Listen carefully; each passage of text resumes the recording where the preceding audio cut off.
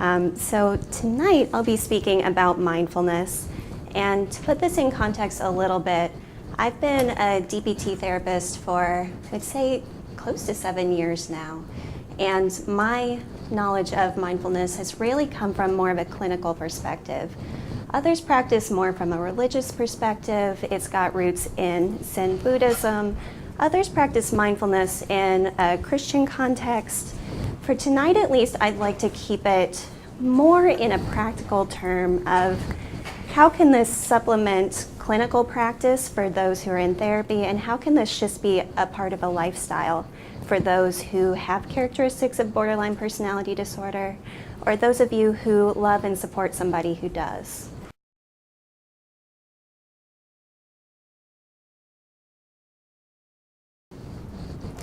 So first, a definition of mindfulness. What is it? Jon Kabat-Zinn has been one of the leaders in bringing mindfulness to more of Western practice, especially through a medical model. One of the first to bring it into psychology, especially related to pain management. And his description is, mindfulness is paying attention in a sustained and particular way, on purpose, in the present moment, and non-judgmentally. Now, for more of a Zen Buddhist perspective, Thich Nhat Hanh says, mindfulness is the practice of being fully present and alive, body and mind united. An interesting perspective, because are the mind and the body really so separate? Where is the mind? If you had to point to it, where would you point? Really, it's about consciousness. And a final one of my personal favorites. So when I was a graduate student in Milwaukee, I went to a mindfulness center, went to some weekly practices, 9 o'clock on Saturday mornings, which is relevant, you'll see. And we had a teacher who would say, mindfulness is not about relaxation. You may feel the urge to fall asleep, but really it's the process of falling awake to the present moment, to your experience. Became relevant when we did body scans lying on soft mats on the floor at 10 a.m. with soft morning light coming in the windows. There were some snores in the room. So you may find mindfulness practice to be relaxing, but that's not ultimately the goal. The goal is to be as fully awake to the present moment as possible. So just some other thoughts on the nature of mindfulness. It's really a process of bringing intention to your life versus automaticity. I think we live our lives to a great extent through habit, through repetition, through pattern. And while some of that is okay, some of that is necessary, it's just the nature of our work and family lives. Part of it is just bringing intention to it, being aware of, even when there's repetition, how is each moment unique? So it's similar to meditation. You may sometimes hear those words interchangeably, mindfulness and meditation. They are very closely related, but the way I think about the difference is mindfulness is more portable. Meditation you may do sitting. Sometimes the goal is described as emptying the mind. For mindfulness, it's something that you can do no matter where you are, no matter what you're doing. It can be mindfulness of doing the dishes, of walking, of talking to a loved one, of drinking coffee. It's more of an active process that can go with you throughout your life. The goal really is to take a step back and observe, to, I would say dialectically, for those of you who know dialectics, I am a DBT clinician after all. It's a goal of both being able to fully throw yourself into and participate in the present moment, but also have the flexibility to take a step back and watch it. If you picture a stream, being able to both swim in the stream at times and at times take a step back from the shore and watch it go by without being swept away by the current. This is especially relevant for those of us who are emotionally sensitive. So when it comes to mindfulness of thoughts, a big focus is not trying to fight or change what your mind does, but just to notice it, bring compassion to it, make space for it. This is true for emotions as well. It's easier to do when emotions and thoughts are pleasant, to make room for them. When they're painful, it's one of the most difficult things to have the willingness to do it. Another thing I want to say is, if you picture it like a camera with a zoom lens, you want to have the flexibility to broaden your awareness, take a panoramic view, and at times zoom in to just one thing, just one aspect of your experience. So one common practice is to really mindfully observe the breath, and that's focusing in on one specific thing. But if that's the only mindfulness practice you ever have, there may be parts of your life where you could generalize that into more of an active practice, to be able to put that into relationships, into work, into talking to a loved one. So that's when you broaden your awareness to take in a fuller context.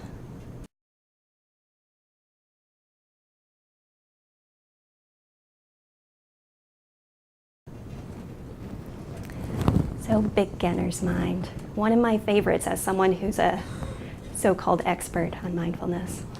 So a favorite quote of mine, in the beginner's mind, there are many possibilities. In the expert's, there are few.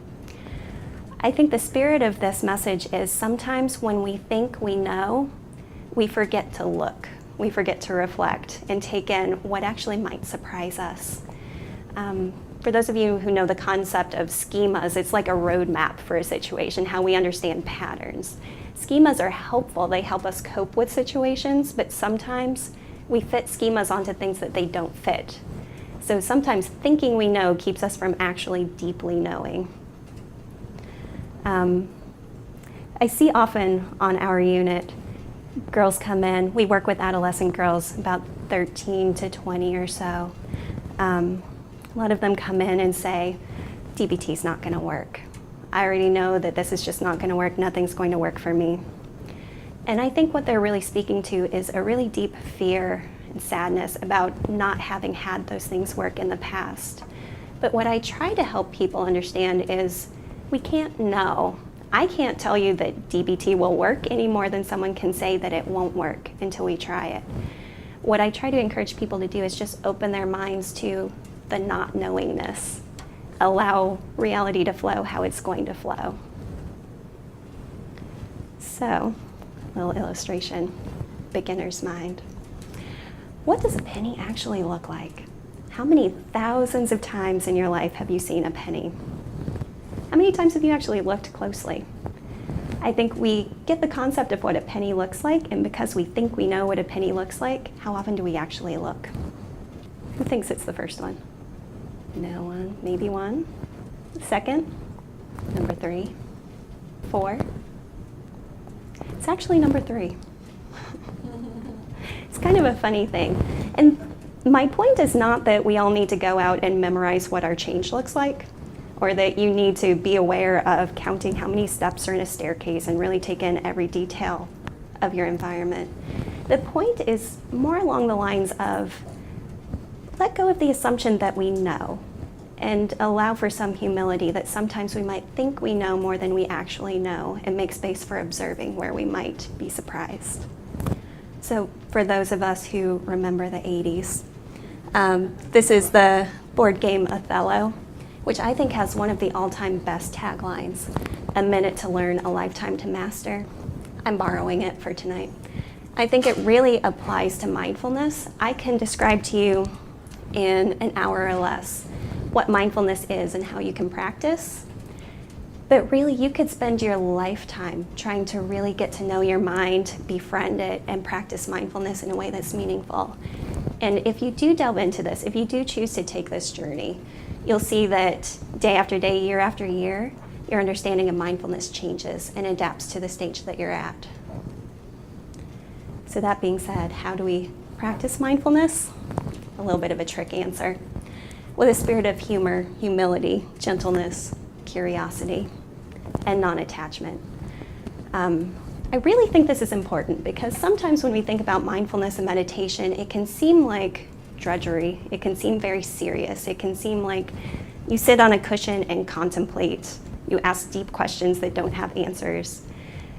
But really, the way I think about mindfulness, it's got a lot more to do with playfulness, with openness, with a spirit of joy and compassion and love, making space for both the good and the bad in life, but really just a spirit of acceptance. And I think anyone who undertakes a mindfulness practice will inevitably get frustrated.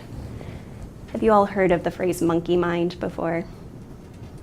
It's a common experience and an apt description that the mind can be like a monkey swinging from branch to branch of trees. As much as you would like for it to have stillness, we all sometimes suffer from monkey mind. And if you try to tame your mind, if you try to control it and force your mind to be empty, and you practice that in a rigid way, you're bound to be frustrated. So you have to practice this with a spirit of compassion towards yourself. We often ask ourselves the question when we're practicing mindfulness, am I doing it right? Am I mindful yet? Have I reached the higher level of mindfulness? And as soon as you're asking those questions, you're striving for something in a black or white way. And really, it's all about befriending your mind, knowing your mind, which we never fully can. It's like carrying a flashlight around in a dark room. You can pinpoint areas of it, but you can never fully know your own mind. So that's where the humility and humor comes in. So since we are here for NEA BPD, everyone in the room, I imagine, has an interest in borderline personality disorder. And I want to make sure we're paying attention to how mindfulness relates to BPD. So I imagine these bullet points look familiar.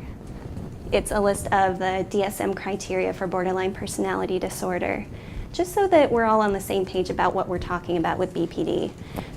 If we boil it down, it's got a lot to do with difficulties in relationships, sense of self, intense emotions, difficulty controlling them. Really a lot of pain, isolation, hopelessness, fear. And I do think that mindfulness really does help a lot of people, maybe not end pain, but at least escape suffering. And I'll get to the distinction between those as we move on. So why mindfulness? In part because I think it's so essential to therapy to develop awareness. If you don't have awareness of your mind and how it works, it can feel like you're pulled around by your emotions. You're not the driver of the bus anymore. I'm sure many have heard this analogy before, but your emotions become the driver of the bus, and you can feel like you're at the mercy of your mood on any given day. Someone asks, will you do this task tomorrow? The answer, honestly, might be, well, it depends on how I feel tomorrow. So part of developing awareness is putting yourself more in a position of being able to control and predict how you're going to be from one day to the next. Second point is habits are very hard to break, any kind of habits. But in order to break a habit, it really takes an intentional practice of bringing awareness to break that automaticity. And the benefits of increasing emotional awareness, especially with our teenagers on the 3 East unit, we see that a lot of them have a lot of difficulty labeling, describing, and communicating what they're actually feeling. And being able to understand and put words to your experience is such a powerful thing, to be able to self-validate and also communicate that to others in a way that they might better understand. And in order to do that, you have to really observe what's going on within your mind, within your body, to be able to put words to it accurately. The other thing that I see, even this week we had a new girl come in and say, I don't know why I get angry, it just comes out of the blue for no reason. My emotions don't have causes, they just happen. And it is possible that this is true, but in my experience, more often than not, emotions do have causes whether we're aware of them or not. And the more you can practice awareness of lower level emotions, you might detect them before they get to the intense, almost unmanageable level. And I think it makes it seem like more of a solvable problem, because what do you do to solve the problem of my emotions come out of nowhere? But if you figure out that there was actually a cue there, like maybe there was a thought, a fear that led to the emotion, that's actually something that we can tackle in therapy. So it makes it much more workable. And finally, mindfulness can increase the ability to tolerate painful emotions. It increases pain tolerance in terms of physical pain, but it's fascinating. It also works for emotional pain. And when you can learn to make space for pain, to tolerate it, there's less of a need to rely on things that numb out emotions, shut them down, avoids them. You can, in a way, befriend even the painful emotions, or at least allow them to be a part of your experience, invite them along with you on the journey. And we'll get to the final point on here in a second, that it actually can keep your thoughts from revving up your emotions even more when you can mindfully observe them. So for these reasons, mindfulness is considered the core skill of dialectical behavior therapy. In part, like I was saying, because of the spirit of acceptance, I think it's absolutely essential to have a spirit of acceptance in any kind of therapy. And I mentioned briefly the difference between pain and suffering. So the way we think about it in DBT, pain is inevitable. You can't be human without sometimes having pain, both physical and emotional. It's part of the human experience. But suffering on a deeper level can be lessened. It can be avoided sometimes if you can make space for the pain. So the difference can be, instead of feeling rage, you can find a way to feel and accept and express anger. Instead of terror, fear. Instead of despair, sadness. And that can be the most powerful difference. It can make it feel like you can have your emotions but still be in control. And what can keep pain from turning into suffering is mindful awareness and acceptance, allowing the pain to exist, validating it, seeing it as a natural part of life. Maybe even getting some support from others around it if you can communicate it. The second point, using skills unmindfully just doesn't work. So let's say we're teaching a girl to go and distract by watching a TV show in order to cope with urges. If she's watching that TV show and the whole time thinking, I cannot believe my mother said that, I'm so furious, it doesn't actually work. You're not really distracting if your mind is still stuck on that thing. So the more mindfulness you can bring to your skills use, regardless of what the skill is, the more effective it's going to be. It also helps us get into wise mind. It's one of the DBT skills. Wise mind is where logic and emotion intersects, and both are essential. Both give us information. We need both to really reach wisdom and a deep sense of knowing and intuition.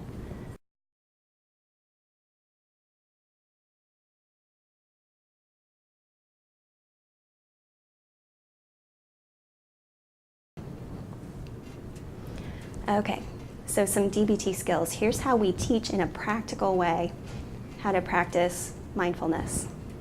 So we have the what skills and the how skills. The what is, what do you do in order to practice mindfulness? And we teach people to observe, describe, and participate. Observe is with the five senses, just take it in. So for example, if you have, okay, this is not tea, I wish it were. If you have a hot cup of tea, to just take it in with the five senses. This is a practice of focusing in your attention on just one thing. So you would smell the aroma, feel the warmth of the cup, feel the weight of the cup in your hands. Really just focus your mind on one thing. Now, is it an important life skill to really pay attention to drinking tea? Maybe, maybe not. But it can really benefit you to train your mind to be able to do that. Because when it comes to being able to really observe an emotion, or practice this in order to keep your mind here, instead of going to, as you see the gentleman here in the cartoon, everything. I'm sure most of us have had that experience of the mind jumbled with so many things. To have the discipline of being able to focus in on just one thing is so powerful. So observe is just noticing with the five senses. Describe is one step up from that, to be able to put words to your experience, to label it, to express it. And this has such a powerful interpersonal function because let's say I've been able to really observe the feeling of sadness within myself. What do I do with that if I want someone to understand and validate that? I have to be able to put words to it. I have to be able to understand it for myself, but also help others understand it. So that's where being able to really accurately put words to it is important.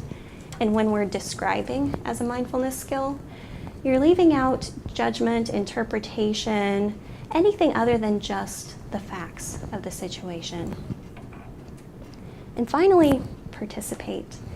Participate, I think, is ultimately the goal, to be able to throw yourself into your experience 100%, distract from self-consciousness, but really be fully present. Ironically, like our little dog friend here is, he's being much more mindful than his human friend. Talk a little bit more about participation. So when you can fully participate, even when you feel like you've got a life that is drudgery, misery, pain all the time, if you try to fully participate in little things, you might find moments of joy. So even on a bad day, you might drink your coffee in the morning and notice even a second of enjoyment of the flavor of the coffee. It's all about being able to put yourself in your current experience. Maybe in that moment when you're drinking your coffee, nothing bad is actually happening. Maybe you're remembering something bad that has happened or fearing something bad will happen, but in that particular moment, maybe nothing bad is actually happening. And if you fully participate in the flavor of the coffee, even that little bit of respite in a bad day can make a difference. So as I said before, it's easier to do this with pleasant events. It's much harder to participate in sadness, grief, mourning, fear, but ultimately it's important to do both. So the next set of skills is the how skills. So how do you practice mindfulness? First one is one mindfully.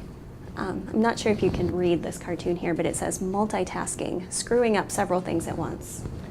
So a little judgment in there, but I think the point is when we try to do multiple things at once, it detracts from our subjective experience of what it feels like to be doing those things, and it also makes us less efficient and accurate when we're doing those things. It's different from what a lot of businesses say. A lot of organizations will want to hire someone who's a good multitasker. There really aren't very many of them out there in the world. I am certainly not one of them. It costs something in terms of your efficiency and how much energy your mind is putting in when you switch back and forth between tasks and try to do multiple things at once, like a computer running too many programs. So what we try to do is practice just one thing in the moment. If you're walking, walk. If you're sleeping, sleep. If you're talking to somebody, talk. If you're eating, eat. But what you don't want to do is walk and ruminate or talk to somebody and think about your cell phone bill. What you really want to do is just be in that moment doing that task. It's a little bit of an extreme example, but Marsha Linehan, the creator of DBT, gave us this example once that when you're walking, whether you're walking to the gallows or whether you're walking to accept a major award, when you're walking, just be walking. Your emotional experience, if it's different between the two, you're in the future, you're not in the present moment. Now, practically speaking, I can't imagine any of us would fully feel that way. But the spirit of it is, when you are walking, walk. Find those moments when you can just do one thing and not be in the past or the future. The second one is non-judgmentally. We try to be non-judgmental of ourselves, of our experience, of others, in part because it frees us up to see more accurately and see solvable problems. So if one of our residents comes to me and says, I'm going to fail out of school because I'm stupid. Stupid's a judgment, and it's also not a solvable problem. How do you solve stupid? But if we break that down to, I have trouble paying attention when I do my homework, I get so anxious, I can't perform well on my tests, those are solvable problems. That's non-judgmental, that's description, that's factual. The final one is effectively. So when we're being effective, we're doing just what's needed in the moment. Not getting caught in being right, but doing what works. So Boston driving has taught me this one. It's been such an abundant lesson to me. Because I grew up in areas where we follow the rules of the road much more closely than Boston drivers do. So I find myself sometimes in situations where I know what the rules of the road would say. I know that I am right. But if I were to follow the rules of the road, I'm going to get run over. So sometimes you have to do what's effective. You have to figure out, does it make sense for me to be rigid and say, no, I'm going to go because it's my right of way? And the officer can congratulate you on your good driving after the accident. Or do you do what's effective and really take in, like I was saying, broaden your awareness to take in the situation that you're in and do what works? One other aspect of mindfulness that I think we don't talk about as much, but is really important, is a sense of connection. As I was saying, in our society, we look for constant stimulation, but also a lot of people end up feeling very isolated because we don't have that stillness. We don't have that chance to really commune with one another. So finding a sense of connection, especially for people who experience loneliness, emptiness, you can find a sense of connection to the universe. You can find it through religion. Some people find it through nature, being a part of a community. But really, it's an internal practice of seeing yourself as not just being a single organism, but being a part of a greater whole. It can take some work to cultivate this practice, but it can actually decrease feelings of isolation. As an example, a couple of years ago, I went to a silent mindfulness retreat for, I would say, 3 or 4 days. I can't remember exactly. But throughout this long weekend, there were maybe 10 people that sat in a room silently. We didn't speak a word to one another. We sat silently. We were instructed not to make eye contact, even if we could avoid it, because it was about self-reflection. The most fascinating thing to me was by the end of the retreat, we all felt a sense of community with one another. We felt a sense of knowing and belonging with one another without even exchanging names. And I think it says something about when you really get into your humanness and feel this sense of connection, it's not about the superficial things like, where are you from? What's your name? Do you have a dog? It's about sharing this human condition.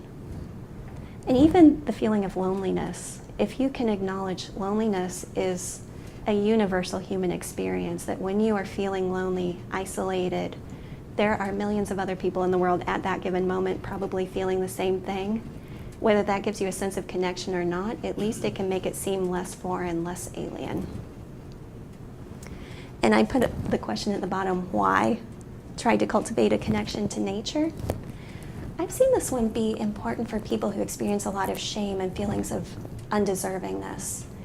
Because nature and animals don't discriminate, they don't judge, they don't say you're less than, you're not good enough. If you imagine walking through a forest and the sunlight is shining down on trees and squirrels and even on you as you walk through, is the squirrel more deserving of the sunlight than you? The sunlight falls on everything the same. It doesn't acknowledge shame, it doesn't think about deservingness. Nature is there for all of us without judgment. And for some people, that is how they feel the sense of acceptance and connection, especially those who don't have an organized religion, a spiritual practice where there's a God of any sort. Sometimes just connection to nature serves a similar, similar function. Okay, so how can this play out in relationships and trying to improve relationships with others? Practicing mindfulness can reduce reactivity because you take out judgment, you take out assumptions, interpretations of behavior, and for those who are familiar with mentalization, this may sound very familiar. So what you're doing is introducing flexibility without saying, I absolutely know this person is doing this thing for this reason.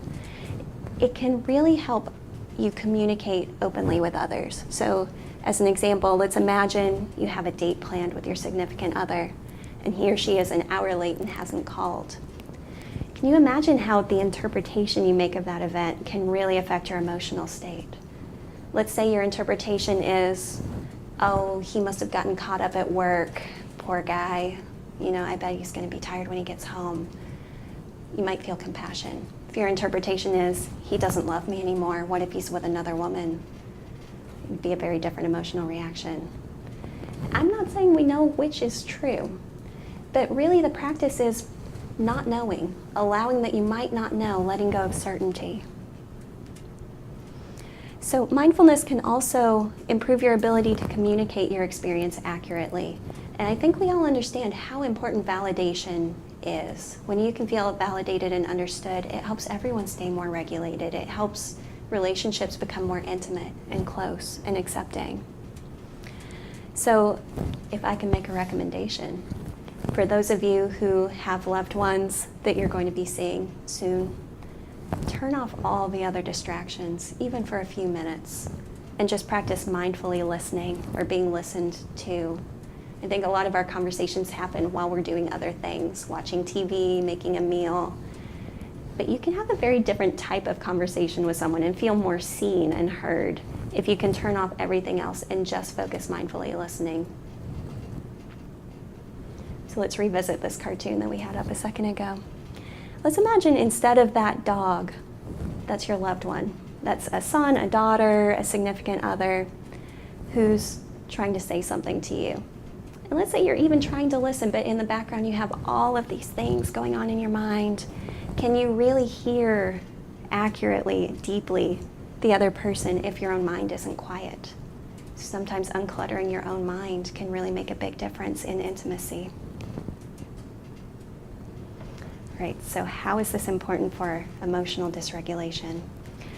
We teach the skill of mindfulness of current emotion. That's what that acronym is at the beginning. Being able to ride the wave of an emotion. I think for a lot of people, especially those who are very sensitive and experience emotions intensely, you can start to feel an emotion rising and panic and think, I have to shut this down now. I can't tolerate this. If I let this emotion in, it's going to overtake me and it'll never stop. So part of the skill is, like I said before, feeling sadness without feeling despair, allowing yourself to ride that wave and emotion, let it come and go naturally without fighting it, without engaging in a behavior to shut it down, just making room for it. And part of that is not judging it. So thoughts like, this will never get better, this is hopeless, I always feel this way. Those are judgments, they're not actually facts, because there may be other times when you haven't felt exactly that particular way, or in the future, maybe you won't feel that particular way. And sometimes when you're caught up in an emotion, it can give you some relief to remind yourself, this will end. This emotion may change, it may shift. I can't know that this is always going to be this way. So when you practice mindfulness, it can short circuit those thought spirals that can keep an emotion going and keep it intensifying over time. And it may help with identifying emotions sooner so that you don't get to that point where you're in complete dysregulation, but you recognize it, the early signs, and you can validate it and work on it then. It's a lot more workable the sooner you can catch an emotion. So we also teach the skill of urge surfing. You guys be willing to practice something with me? This is all about noticing when you have an urge to engage in a behavior and just watching that urge, the way it might come up, come down, intensify, but without acting on the urge. I don't know why that's a panda, by the way, but I thought it was cute. So for, let's say, even 30 seconds. This is winter, the time of dry skin and wool sweaters. I think we could all find an itch somewhere on our bodies if we really look. So if you're all willing to participate, take a second to scan your body, see if there's any part of your body that has an itch. Just notice.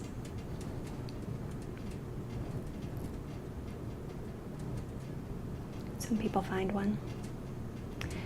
Now for a few seconds, I want you to focus in your attention just on the itch. Don't distract from it and try not to scratch it. Just notice what it feels like to have an itch and not scratch it.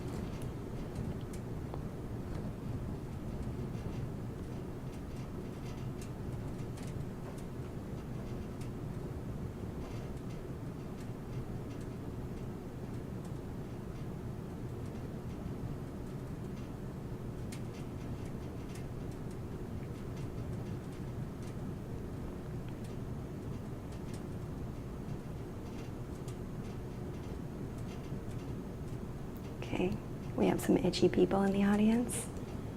If you really want to scratch your itch, you can. So an itch is a pretty innocuous thing, but when it comes to urges for things like substance use or self-injury, it's so important to be able to recognize you can have an urge, even a very intense one, and make the choice to write it out and just notice that urge without having to act on it. Of course, an itch is a lot harder to ignore. So how does this relate to thoughts? So the key is recognizing thoughts as thoughts, because sometimes they can feel like facts. When you're really stuck in it and you think it's always going to be this way, that feels factual. It's hard to argue with that when you're really in it. But if you can see the difference between the thought, I'm an awful human being, versus saying to yourself, I'm noticing I'm having shame, I'm having the thought that I am awful, but actually I don't know if I have evidence to support or refute that. It creates a little bit more flexibility in there. If you can just not be certain, it gets you a little unglued from the emotion. It gives you some room to work with it. So you see our cartoon here. Once again, a man and a dog. I think dogs and children are supremely mindful. I really respect them for that. But the man is having so many thoughts. Who, what, where, when, how, why. I've never met an existential dog. And I think it's really a gift. It's a beautiful thing that we as human beings can reflect on our own minds and how they work, that we can wonder, that we can question, that we can think about the future and the past. But sometimes the trap is, because we can do that, because we have abstract thought, we can imagine a reality different from ours. And sometimes that creates pain, thinking about how things could have been different or could be different in the future. So really what I would invite you to do is practice just noticing thoughts as thoughts. Label them as that. When you have a self-judgment, notice it as a thought, not a fact.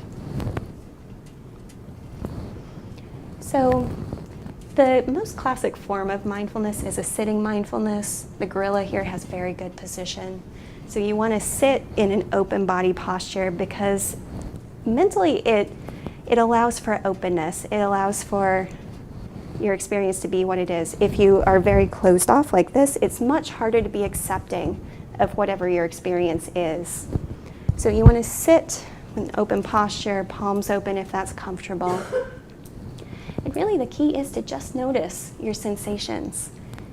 If you're choosing your breath, that's a grounding thing. If your mind starts to wander, if your monkey mind, and a little bit of a pun with the gorilla, unintended.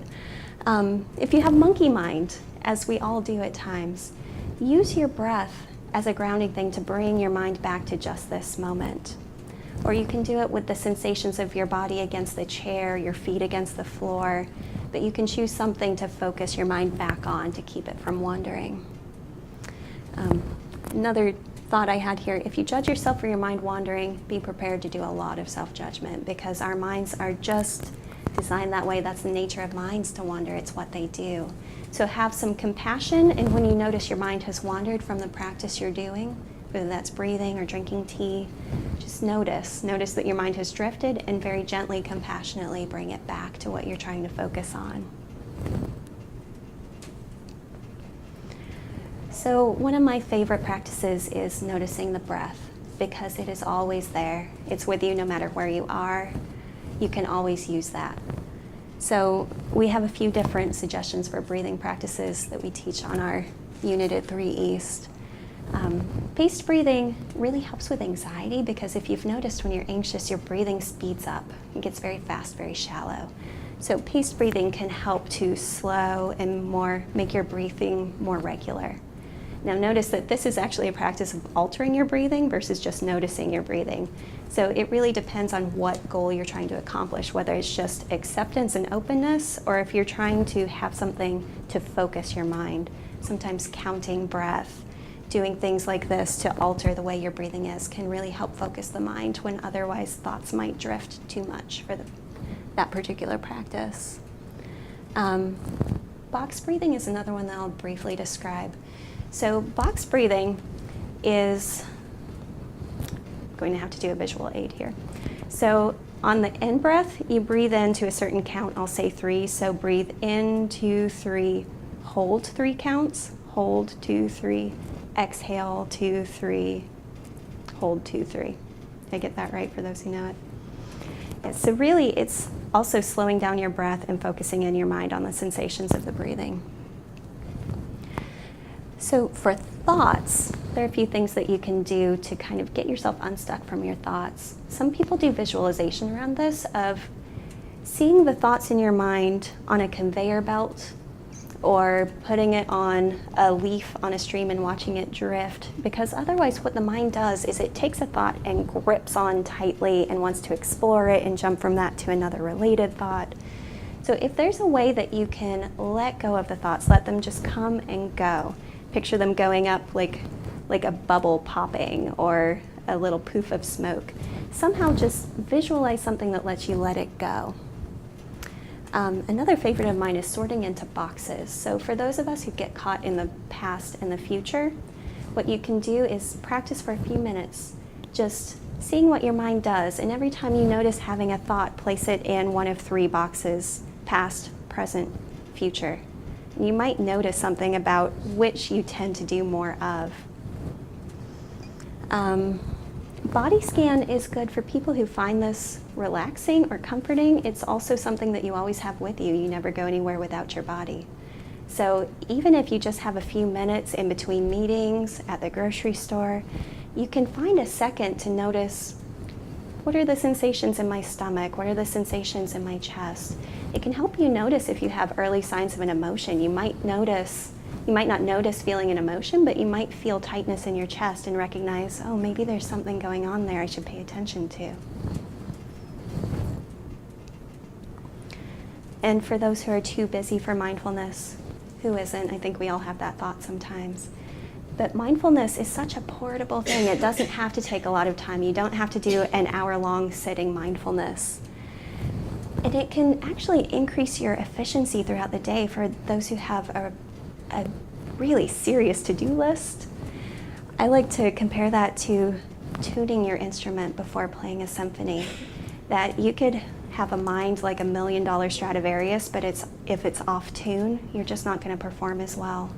So sometimes taking even a very short time, 2 minutes at the beginning of the day, to check in with yourself, tune into those around you, can actually make you much more efficient and connected and effective throughout the day.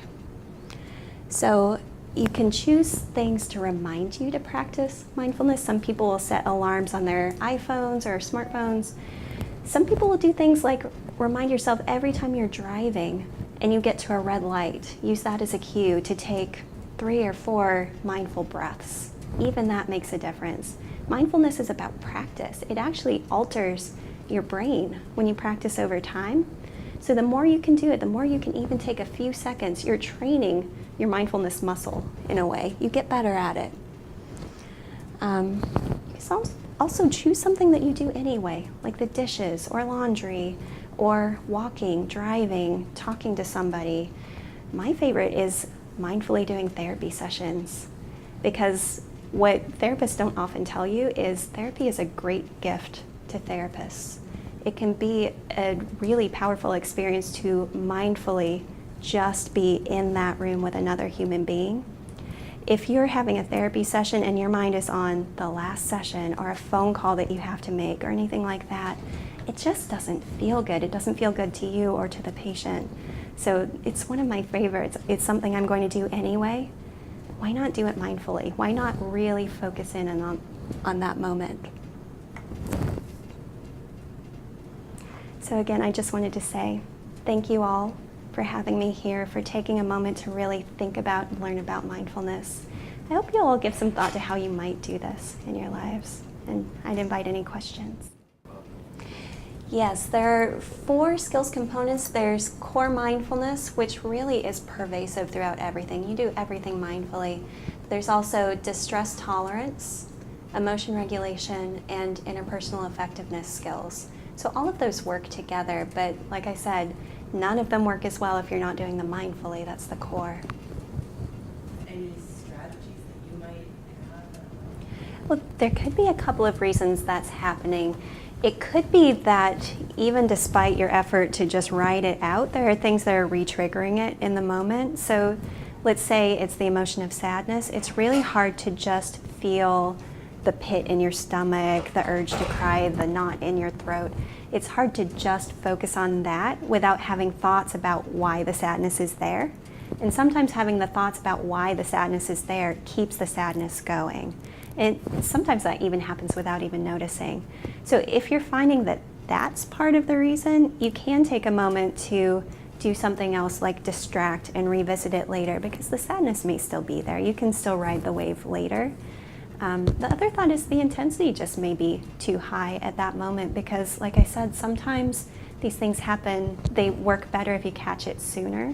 So if we think about sadness being a scale of 0 to 10, if you're trying to practice riding the wave when your sadness is at a 9 or a 10, it's going to be really hard to let it just go like that at that point, because it's already gone on to the point that it's been ramped up. So it could be that in that moment that's not the particular skill to use. Maybe there's something else that can bring down the intensity first, and then when it's closer to like a 6 or a 7, practice